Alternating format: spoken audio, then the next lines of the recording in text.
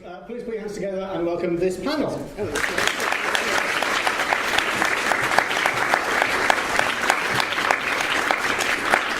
This panel is called Writing for Games, which is a counterpoint to tomorrow's panel where we're going to talk about writing about games. We've met two of our panellists already, but we haven't met two of them, so I will ask Jay and Greg to introduce themselves, if you wouldn't mind. Hello, my name is Jay Tholen. I'm I guess most known for my adventure game Dropsy, about a clown who has communication difficulties, so there's no text in the game, which means I didn't write any dialogue for the game, but I did write a lot in the design documents before making the game, so that's why I'm up here. So I'm Greg Buchanan. One of my games is out on the show floor, so some of you may have seen it's the one about Trump, and I've also done one about Brexit as well, but that's not here today. Sorry, is Greg's mic on? Maybe not. Is there a red light on the word mic? Yes. Yes? You just got to angle it towards the mouth. Well, your mic was on, so I don't know what you're talking about. Carry on. Okay. Come on, Greg, hold it together. And I also am contracting as a narrative designer at Supermassive Games, so sort of doing a mixture of sort of indie stuff and other work. They know me as well. So unless anybody here doesn't know who the other guys are, in which case, what are you doing here? Come on, be reasonable. In that case, I'm going to start with hopefully quite a broad question. It's said of radio and to some extent television that it's a writer's medium, and you get famous TV writers, showrunners, that sort of thing. By contrast with cinema, where the writer is sort of considered on a par with the carpenter who builds the sets. It's just something that needs to happen in order for the film to be possible. Are games a writer's medium? And I'm going to put that question to Charles first, because he's got his arms folded and looks like he doesn't want to answer it. I know I was going to look in the other direction. Is it a writer's medium? It is a writer's medium, but I think it's really essential to understand what you can and what you can't do. And I think there's a huge skill. I'm slightly embarrassed because this is a question that was very similar to the one that was asked about a week ago, and Rhianna was on that panel too. So, but what I think is really important is instinctively we know what works and what doesn't work. And if briefly I can talk about something that does interest me, and that's first of all the understanding what the opportunities are. And one of those is that obviously when you write interactively, it is quite a different experience. And what struck me is that films that jump around in time create a real dynamic feeling. So it could be Pulp Fiction, for example, it could be Memento. And I was really struck with Memento is that if you actually press the little cheat and you watch it in real time, it's not actually that great a film. And there's something, I hope nobody's going to disagree too much, but the film, when it jumps around time, has this sort of extra element. And I think that we have a huge advantage in being able to write interactively, because I think the story just comes across as more dynamic. But then we have huge constraints as well, and the writer really must understand those constraints. And probably the most important one is that we have to create empathy, because it's an because we're making the player work. They have to have an empathetic relationship from pretty much from the moment they start, which broadly is why we do make cutscenes, which should last ideally a minute to a minute and a half. And in that minute and a half, we have to create an empathetic relationship with the character. And as Richard was saying just before this, is we have to do it for the right reasons. And that's one of the reasons why there are so many sodding Dungeons and Dragons characters, because you have an immediate empathy relationship. Likewise with a licensed character, whether it be James Bond or whether it be Harry Potter, again, that works very well because you can shortcut that empathetic relationship. Joe, would you like to pick up on that? Sure. Because you're building empathy without being able to say anything, and you're trying to presumably get something across. How did that work in Dropsy? Yeah, well, Dropsy started as a forum game on a message board, and he was a blank slate. I just drew the character, and I would post a panel, and the people on the forum would say, go left, go right, look in the dumpster, whatever, and then I would draw another panel. And so his personality and his quirks developed that way. And then later I made the game out of that. And so he developed as a character who could not communicate well. He he spoke in a Babel language that no one understood. And so when it came time to make an actual adventure game, I had to either have everyone else talk except the player, who is Dropsy, or think of some like emoticon system to make Dropsy be able to communicate. And I just went with pictograms and having everyone sort of who played try to interpret these pictures and what they might mean, because I felt like a little bit it emulated Dropsy's inability to communicate with the world, and so it was an interesting thing to balance the people's interpretations of these icons with making puzzles you can actually solve. But in terms of the original question, with games being a writer's medium, I think not necessarily. Like, I think writers have a lot of, if you think of Nintendo games, for example, often they just try to make a fun, tactile, play experience, and then just slap on some lore to justify hopping on stuff. Like there's not much going on. Even if you think Pokemon, where there is a story, all the writing is just to justify this weird set of mechanics, and writers can certainly help with that, but they do it kind of backwards in terms of what we would probably like in games, as far as the narrative goes. So, well, Greg, you sort of span between indie and non-indie. Normal? What's the word? Is there a difference between I don't know, authorial control, your ability to say something, the kind of things that writers like to do to create in those areas? If you're going to put a question into what I said, answer it.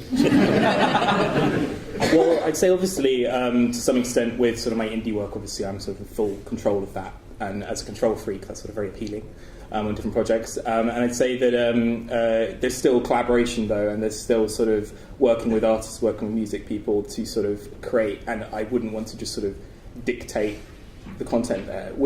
I'd say the main difference with sort of the AAA work and clients I've worked with is that the collaboration and the constraint of the kind of thing you're trying to make, the kind of larger scale requirements of the company and genre and project, and sort of hundreds of people working on the project are really sort of ennobling and really add to what you're doing there. And from the perspective of writing and storytelling, it means that you can't just proceed from the idea of dictating a storyline and making everything follow it, which in some ways, in terms of enabling player agency and enabling those kind of player action and involvement in the narrative, can actually work better than just proceeding from a writer-only standpoint. I'd also say there's a very big difference in terms of the kinds of things... there's a very big difference in terms of the kinds of games I make in both areas. So my kind of private indie games are all text-based adventures, so they're extremely narrative-driven, and to the point where they can communicate inner thought to a huge degree, in that we can literally talk about the character's thoughts all the time through a variety of actions, whereas in sort of cinematic-style storytelling games, which is what I'm sort of working on elsewhere, you very much have to rely a lot more on visuals and those other kind of non-writer storytelling kind of things. I say more broadly as well in relation to the question of generally is sort of are games a writer's medium? I'd say no. I think that games, even less so than film, film is more of a writer's medium than games are. I think that the interesting thing about games are that they are kind of a hybrid of loads of different forms of storytelling, and you can never have complete control of a character, and you can never completely engage in a situation. So you mentioned cutscenes earlier. Cutscenes are obviously a removal of control. Even if you have brief interruptions or interventions in those cutscenes and changing the storyline, you haven't controlled the bits in between. So that always escapes your control. You're always empathising, never actually are. And although that means that games can't be a writer's medium and can't be sort of dictated in the same way, that's an incredible opportunity, I think, for sort of a lot of kind of a wide variety of sort of very strange emotional responses, in that you're sort of doing things that other mediums can't due to the kind of the problematic, weird nature of what games are, and that you both are and aren't a character you're controlling at the same time. And I think playing around with that vicariously is a huge opportunity for writers and storytelling, but it means that categorically we are not a writer's medium, I think. So, Thank you. Rhianna, I feel like Richard touched on some of the battles that you've had earlier on, so I don't want to necessarily ask exactly the same question unless you have anything specific to say about that. And you may have to talk slightly louder with that microphone, I think. No, it isn't a writer's medium, and that's speaking as someone who has been a writer in this medium for a long time. That's not the same as saying that writing can't be important, that you can't do great things. But novels are a writer's medium, and these days so is TV, film is a director's medium, games is a designer's medium, I think. And there is a strong intersection between writing and design and narrative design, sort of spanning both of that. I think it's getting a bit more writerly, and has been for the last sort of decade, and has been sort of trying to involve writers in the process, and obviously the role of narrative designer is much more common on games now, but we are still battling a little bit of the fallout that anyone used to do the writing in the past. It was just whoever had the time or inclination to do it used to do the writing. And so sometimes writers are kind of considered like a mad luxury. Ed Stern, who works at Splash Time, said it's like they're considered to be like a feng shui consultant. Everyone's been told they're a good thing, but no one's really sure what they're doing. But as we get writer teams as well, there's lots of projects. I would be the only writer there, and I would be the only person caring about narrative. And now we're getting kind of writers teams together in a more writer room approach. It feels like it's being taken more seriously, but it's not. It's writing can be important, but it's not a writer's medium. But I do think that if you learn more about design and narrative design, you can get a lot more out of it and bring a lot more to the table than you can as a kind of a pure writer that doesn't know anything about design. Thank you. I think we sort of touched upon the way interactivity changes the nature of storytelling. What would you say, I'll come back to Charles and we'll go back down the line, what would you say the strength, and I'm quite interested to hear, what are the weaknesses of storytelling in interactive media? Okay, so the weakness is the requirement to build empathy, and just to go slightly further on that, if anybody's interested in writing, you may or may not despise a fellow called Robert McKee. You must have been on his course. But the language that he uses is generally used in film writing. And he talks about something called the inciting incident. And the inciting incident is where you build a relationship between the audience and the protagonist, the hero, and the point at which you can do something that will radically change the life of the protagonist. And that's the point at which the story starts. And that can happen up to a third of the way through the story, whereas obviously in a game it has to happen it has to happen ideally before the game even starts. I mean, some people break the rule, and good for them, but broadly that happens. But then one of the other constraints is just things that film writers do, and I know that we're totally different from film, but giving the audience more information than the protagonist, which, or vice versa, giving privileged information, dramatic irony, which is done all the time, but clearly in a game you have to be very careful, because if you give the player more information and they're out of sync, then you as the player can get your character to do something that is out of context with what they would have done in this situation. So we have to learn what all of these things are, and they are quite considerable constraints, but I think they're outweighed by the dynamic nature that comes across because of the interactivity. Well, Jay, you would describe Dropsy as a kind of a naif type character. Now, the audience player went to film school. The player is not. The player can see that Dropsy might be a frightening or grotesque character. So, does that change answer the question? Stop prevaricating. What I mean is, would you like to talk about the strengths and weaknesses in your experience of developing? Sure. Sorry.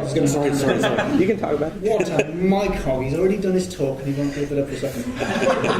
You can hear from that how much they're on your side there. Sorry. I was just fascinated by the question. It just was wonderful. It just kept going. So I suppose the challenge in Dropsy was less because of his character and more because it was a point-and-click adventure, and where an inventory was a prominent mechanic, and we were very cheeky with the inventory. Like, he actually puts his hand in his pants, and then you see his pants and all your items are inside his pants. Like, that's the interface. But it's really difficult to tell a story and build empathy for characters when you have these mechanics that you have that are your primary interaction with the world. So sticking stuff in your pants and then pulling it out and giving the stuff to people in any other medium would it might be a good weird comedy experiment, but like it's not we ignore this stuff when we're playing because we're used to it. On that subject, I have something for you now. Okay, well, but it's difficult to write around that a little bit, and especially as adventure games tend to do, we allow our protagonists to just take everything, fishing pole hanging out. That's mine now, somewhere, and it fits in your pants. So like, in addition to that, I guess that's why we added the hug button in Dropsy. There's a button for hugging, because that's something Dropsy likes to do, and that signifies when you've earned someone's trust enough in the game. By helping them with whatever they're down about or whatever, they will allow you to hug them, and then you can try to hug them. And then if you go back to your room, it's kind of an open world game, if you want to say that. Dropsy will have colored a little picture of the person you hugged crudely on his wall, and so it's a way of keeping track of which puzzles you've completed while also staying, I guess, in character with sort of a frankly, a character who has developmental disabilities. We were conscious that he was gonna be a character like that early, so I tried to write around that so you weren't laughing at him. It was just, but yeah, that's how that worked. Well, Greg, do you have anything to add on the strengths and weaknesses of interactive storytelling? So I think this kind of continues a little bit from what I was sort of trying to at least get at earlier, in terms of the idea that you are or aren't a character at the same time. My phone working. Louder. Go very close. Sorry. So, I think one thing that's really interesting, because you're talking about the key earlier and story, is sort of the notion of what tragedy is. So, going back to sort of Aristotle, like one of the oldest genres that we continuously sort of write about and theorize about. And in tragedy, there's some kind of flaw or action that's committed by the protagonist that somehow leads towards, this is a sort of paraphrase, towards their inevitable downfall, through which the audience experience catharsis. So fear for themselves and pity for the other person they see on stage and what they're going through. Now, that kind of identification and that kind of control of identification through that very ancient and continuous art form, it finds its place, I think, very naturally in games, in that you both are and aren't the character at the same time in the game. So, and you may have made a mistake, or you may have made some kind of action early in the game that leads to that downfall in a way that makes you far more complicit in that experience than in any other prior form of tragedy is possible to be complicit. And so I think it's interesting as well, we were talking earlier about the example of kind of games where you sort of may not have the context for what you're doing or the choices you're making. I think a superb example of where that works really well, in my opinion at least, is in Heavy Rain with... am I allowed to do spoilers? Spoilers? Okay. I haven't played it, so... Yeah? So, Scott Shelby in Heavy Rain. It's been out for a long time, so I think we should... but so stop watching now if you sort of haven't played Heavy Rain. But Scott Shelby is sort of a character that you're controlling throughout the game, who's sort of committed sort of various actions that you don't know about when playing him, and even in between scenes will be doing things that you don't know about. And however, nothing you're doing and nothing you're sort of creating as part of your experience with him is technically inconsistent with the story that's eventually being created with him. Which means that when sort of you have the sort of final revelation of sort of who he is and what you've done as that character and how the game was trying to manipulate you, that can be quite a powerful thing in that you've been sort of led into that. Now, I'm not saying that game or anything about that was a perfectly executed narrative and that there's not better ways of doing that, but I think as a proof in concept it shows how kind of that vicarious identification and manipulation of relationship characters. Do you think it was a terrible cheat? Yes. Yeah. I thought it was a terrible cheat because you have an associational relationship. So you would have known it. I mean, you go within that character's head and you solve puzzles. So to hide unimportant information, which you discover through playing, is absolutely great. But to hide something so significant and then reveal it at the end, I found deeply unsatisfying. Can I compare? So I just Sorry to I'm on the interrupt. panel, so you can speak. I'm just here to ask questions. I don't know. I think there was a large amount of cheat with that, especially the extended scenes with the baby and so on. It's like very much trying to establish a very sort of straightforward sense of identification and sympathy with that character. Equally, though, I think that kind of disquiet, the revelation and the kind of uncomfortable nature of it can actually be something that is productive from that relationship with that character, and that we feel deeply cheated and upset by him because we, just as sort of Lauren, the character that he's interacting with throughout those things, feels deeply upset and sort of frustrated by him. And it's especially interesting if you sort of pursue sort of a romance sort of that's hinted at with that character, because obviously that's obscene if you know what that character did and who they are, to try and establish that relationship with someone who he's deeply hurt. Is very powerful because the game deals with that in the branch. So if you've done that, then that comes back to get you at the end in a way that creates a lot of pathos, as if you were trying to be a different person to the one you really are. So that kind of idea of multiple selves and that splitting off of the game self who you're controlling and the self that you're seeing in cutscenes that you're not controlling is why I find interesting, perhaps interesting rather than totally successful, is what I would say about that relationship with Shelby. Rhianna, your background involves games which feature, I suppose, a significant amount less talking than some of the games we've been talking about. This is very subtle. It's quite a long note. Yeah, okay. Is it a note that they're a bit quiet? They're a bit quiet, guys. Don't mention it. Don't draw attention to it. Try and keep it subtle. I was saying, yes. What are the strengths and weaknesses of interactive storytelling, especially when you are perhaps not being given the liberty that you might have if you were writing in an adventure game and long dialogue conversations were allowable? Well, I mean, like you say, I tend to work on quite linear games, quite cinematic games. But I think even with those, you're still telling part of the story interactively. And for example, Ken Levine talks about push and pull narratives. So the narrative that kind of we as designers and writers push onto the player, and the narrative that they pull towards them. So it could be, you have a kind of golden path narrative, and that means if there are a certain player that likes to kind of just doesn't really care too much about the story, but kind of wants some context, they can just sort of blast through and get a kind of overview of the story and kind of get enough to know what's going on. And then you have a kind of a layer of the story for those players that like to have a little bit of time poking around in the world, and you kind of reward them with secondary narrative, mise en scène, diaries, etc. And then you have that kind of almost third layer of narrative where you're really utilising environmental storytelling and kind of rewarding players for sort of poking around in literally every corner and sort of putting together the narrative of the world. So even in what looks like a very linear game, there's still quite a lot of interactive storytelling and environmental narrative going on there. Probably Overlord 2, we kind of had a choice system in place, or sort of light kind of choice system.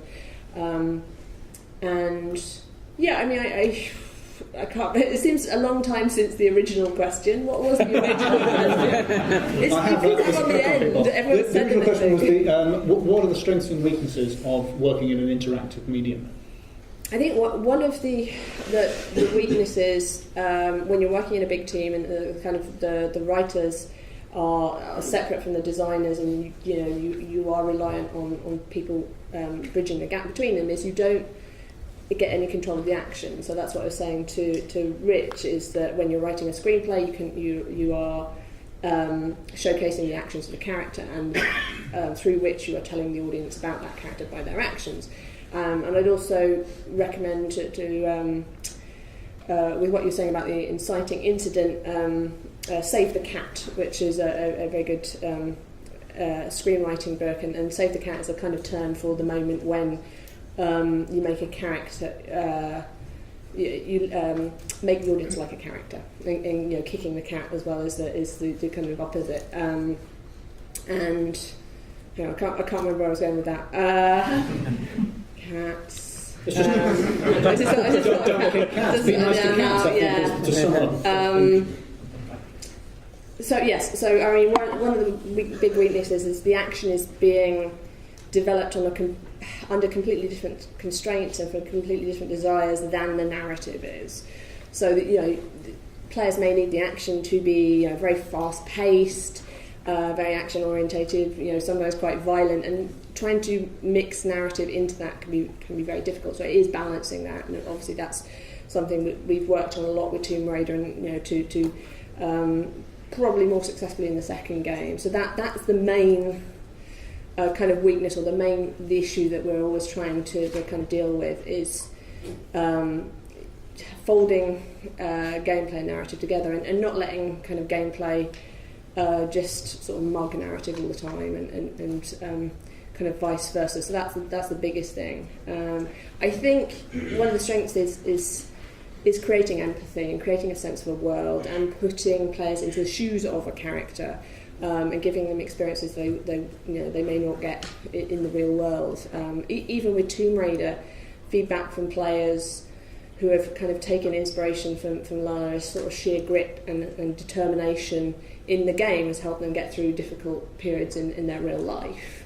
Or things that happened to Lara in the first game, I've heard back from male players that now have a new perspective on how women have to move differently through the world, because they've been put into a character experiencing something which, as a man, they were probably unlikely to experience in the real world. And it's kind of, you can rate different levels of empathy that often exist outside the game as well, and I think that's one of the big strengths of the medium. That's interesting. If you don't mind, we'll stay with you for a moment and go back along the line, so you get to say a bit more, because it's so unfair to have to wait, and then I can't remember what the question is by the time we get to you, and nobody else can remember. It's interesting to me that we keep coming back to empathy, and we've mentioned McKee and Aristotle's Poetics. Are there devices, tricks, structural techniques that you keep coming back to, 3-act structure, something like that? Devices like kick the cat. I mean, be nice to the cat, whichever one it was. Save the cat, don't kick it. That you keep coming back to when you're working on a project. Both the Tomb Raider games use a loose 3-act structure, and that kind of helps with just keeping tabs on everything. I mean, it's a sort of 3-act structure, but you have a very long act too. Kind of elements of the hero's journey, I guess. Definitely the things like the inciting incident and the save the cat moment, making the player character likable. I mean, there's all common storytelling techniques that run through novels and film and games. It's just how you kind of execute them that's different from each medium. And the trouble with games is it's also different for every genre. And then it might be different depending on the budget of the game or the time frame or when you've been involved as a writer. So there are no maps for these territories. I mean, we are still making it up as we go along and trying to find some kind of rules or structure or framework. And there sort of really isn't any, because it's so unique to each kind of game and genre. But I think we're doing a lot of very cool experimentation. That's quite interesting. Greg, I think you might already have answered this when you brought up Aristotle's Poetics. Are there any other high-class references that you'd like to make? I can give one possibly on the opposite end of the spectrum. That would be fantastic. This year. So earlier this year, because I'm quite a fan of things like Community and Rick and Morty and those kind of programs, and I was sort of looking at sort of Dan Harmon and his sort of, I like going through interviews of some writers and shows that I enjoy. And he sort of mentioned this thing called the story circle, which is essentially an adaptation of the hero's journey. It's essentially the kind of those various steps where they're sort of plotted on a circular structure with various spokes that then each hemisphere or quadrant of the circle represents certain things. So it's a very good, in my personal opinion, all story models like this are wrong. They're all inaccurate, but they're useful to model your story in different ways to see how it sort of fits, I find, and it often makes me think of moments I haven't had drama that I would want there to be drama, or moments of sort of conflicts that I may not have sort of put conflict in that will occur when those kind of gaps will occur when sort of processing them through different models. So yeah, I drew a lot of story circles, but for games you can't really do complete story circles if you're doing branching narratives, so I sort of do sort of like almost like 4 pizza slices of a circle, and then we'll sort of move, do another circle, like spokes off that one into another direction and so on. So yeah, story circle is very good. There's a good explanation online if anyone's interested. So. That's fantastic. Jay, are there techniques, devices, tricks How do you do it? What's your secret? Yeah, I don't know any academic stuff about this, stuff, but I guess the hero's journey. I mean, Dropsy is sort of a Christ-like figure. So Well, you dropped that in. That's good. So, I mean, if you think about it, he's pure, and the world hates him undeservedly and all this stuff. So, I mean... Christ was never afraid to say a few things to the crowd, was he? No, sometimes not. Dropsy wouldn't be afraid. He couldn't hug anyone, could he, because of the crucifix? Anyway, no, it's a visual joke. Carry on.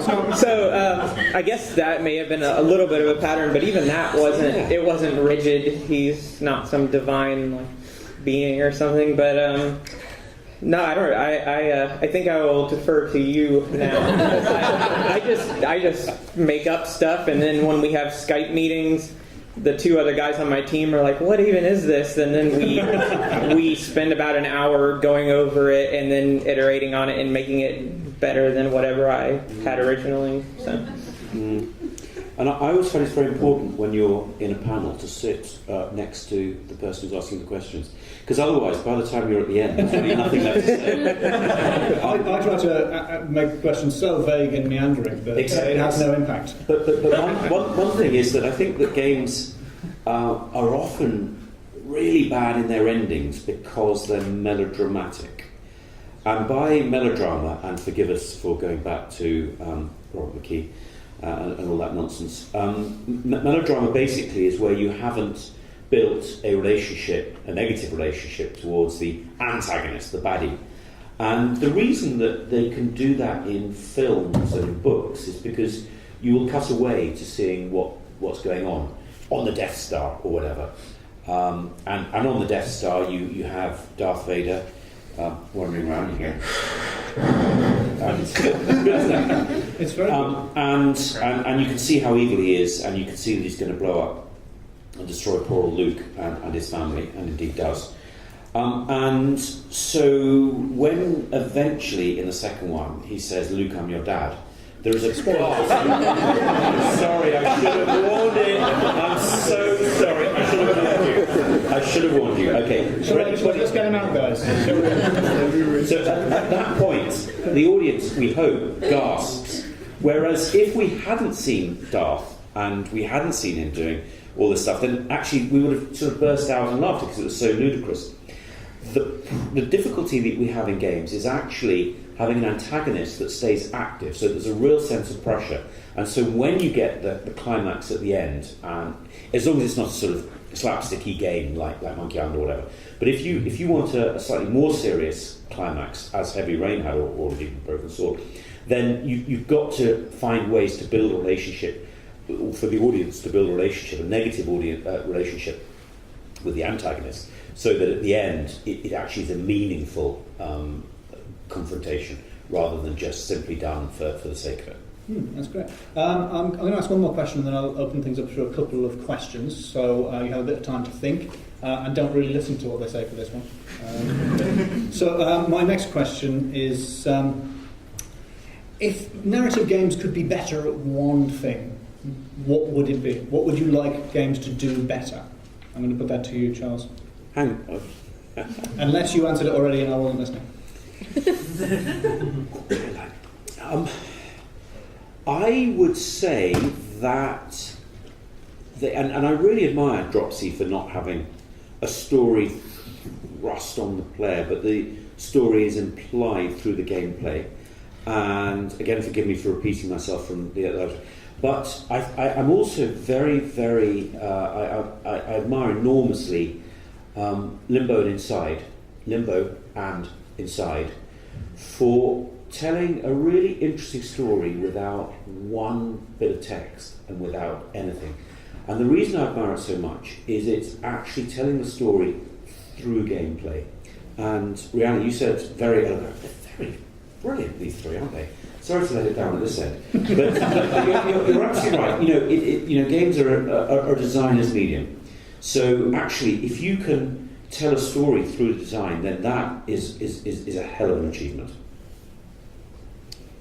What was the question? I was just entranced by it. It was fascinating. Yeah. Sometimes my voice sounds sarcastic and I don't mean it to. So. It was fascinating. Now I'm really worried. I've got a very inexpressive face. I can't tell. The question is, if you could make narrative games or game narrative better in one way, what would you like them to get better at? I don't know. I would like. If they're perfect. It's been beaten to death, but maybe to find other things to do other than gaining wealth or killing. There's a whole wide breadth of things we interact with every day that would be perfectly fun to do in a game, and I think some goofy Japanese games, as wacky as we think they are, do this pretty well, because they just all kinds of stuff you can do in those games that aren't shooting, stabbing, sneaking up on a guy and choking him out, whatever, as your main interaction with the world, because I think you have to ultimately, as I'm sure you understand, write around the fact that your character is inevitably going to be killing a bunch of people. And so you have to justify it through the writing. So I guess it limits what is in adventure games. Circumvent this problem pretty frequently, but generally we're forced to write a character who has to grapple with the fact that they're going to be killing some people at some point. And I think it limits what's possible. So okay, I'm being told we have less time than I thought.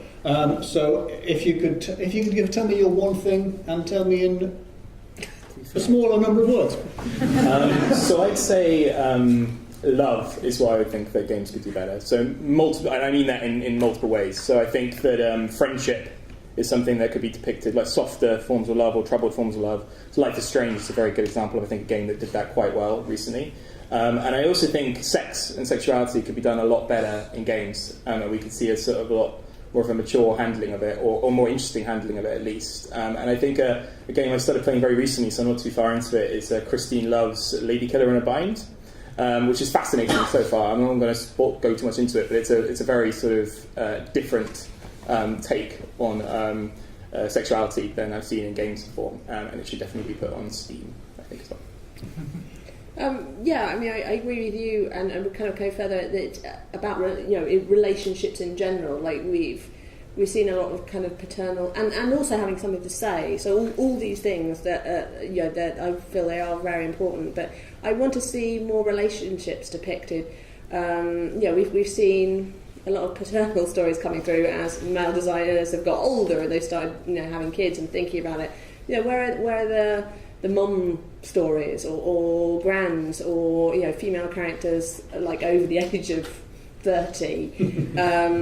We're still very narrow, and with our male characters as well, we're still very narrow in the kind of characters that we depict. I mean, we talk about diversity quite a bit, but often that gets boiled down to female characters, and it's so much bigger than that, as well as kind of different ethnicities, sexual orientation. You've got things like age, background, experience, ability, views on the world, and there seems like there's so much kind of more we could do and be saying. I do think narrative games are further along the line than say the more action heavy games, but I think if we're ever going to innovate, we've got to try and have just more to say through the mechanics, more to say through taking kind of performance seriously.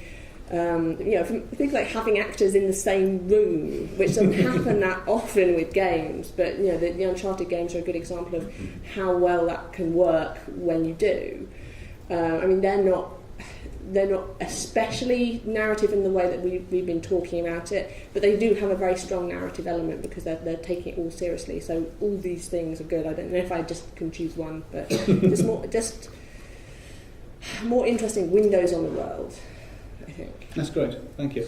Do I have a few minutes? Okay, so I can probably have two questions, but ideally addressed to one of the panellists. I don't think we'll have time to go down the line. I saw your hand first, you were quick. What's your question? So I guess when you boil it down, the role of the writer is to eke out a specific emotion from the player. I was reading a good Gama Sutra article a while back that listed out all these emotions. At the top, it was like the easiest to achieve, like excitement, happiness, and as you go down the list, like jealousy, guilt. What I want to know is whether you agree that some emotions are off the table, like impossible to achieve, and also whether you write with specific emotions in mind.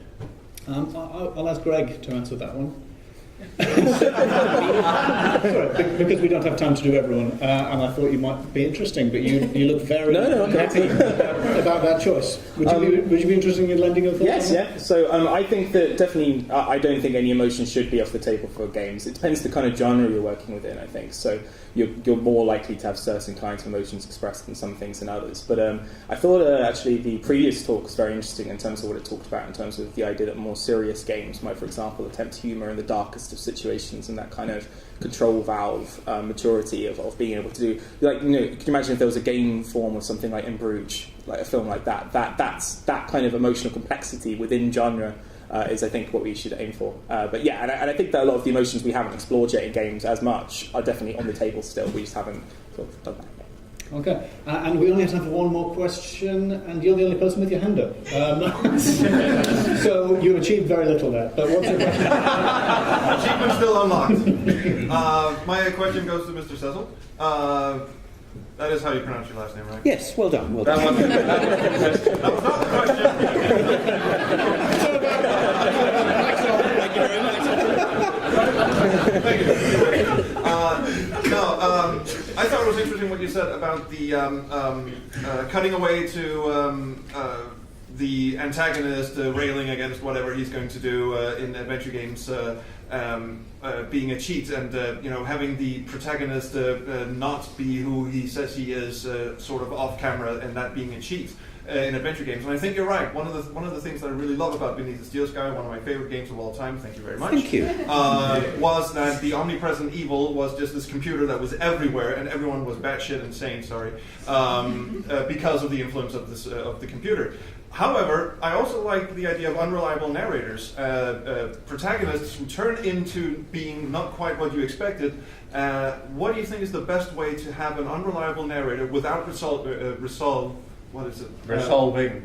to the chief? That's not what resorting. Resorting. Well done. Resorting to the sort of cheat that you've mentioned. Does anybody else want to answer that? I believe I've not played it, but the Call of Juarez games, I think one of them uses an unreliable narrator very well. Yeah. Call of Juarez, the Western games. I was going to make a comparison to, there's a Hitchcock film, Stage Fright, not one of his best, from the 60s, and it was a big flop, and the audiences hated it because it involved a flashback where the person telling the story was lying. So early in the film you see what happened in the past, and then later on it turns out that didn't happen. In the 60s, the audiences went, nope, you can't see something on film if it didn't happen. Now, we're totally happy with the idea that you can see a flashback that's a lie now, but it took a few decades for people to get used to that idea, and I wonder if the idea of a protagonist who's unreliable is like that. Maybe we'll learn to do it. Maybe I'm just too old, but I think in a game, I don't like an unreliable narrator. And I'll tell you why. Because you are working to solve puzzle, particularly in an adventure game, and if you pull away the truth of the narrator, then suddenly you have nothing. You have nothing reliable, and the basis on which you are trying to solve the game becomes in many ways futile, because you don't know what you can and what you can't trust, and the potential permutations run out. Now, I know it's all subjective, but I personally don't like an unreliable narrator, and that was why in Heavy Rain I thought that was a cheat, because if I hadn't had the truth from playing my own character, then anything can happen. Now, we were talking earlier about the constraints. It's very useful in games to have the constraints, boundaries, grammar, things that you know. And the moment you actually... in Broken Sword, we had a puzzle once involving a goat. and the reason that didn't work is because we broke the rules. We broke the rules that we'd set up until that point. And I'm not going to argue with you that if you have an unreliable narrator, you're doing exactly the same thing. You're breaking your own rules. That's a fantastic question. Please join me in thanking the panel.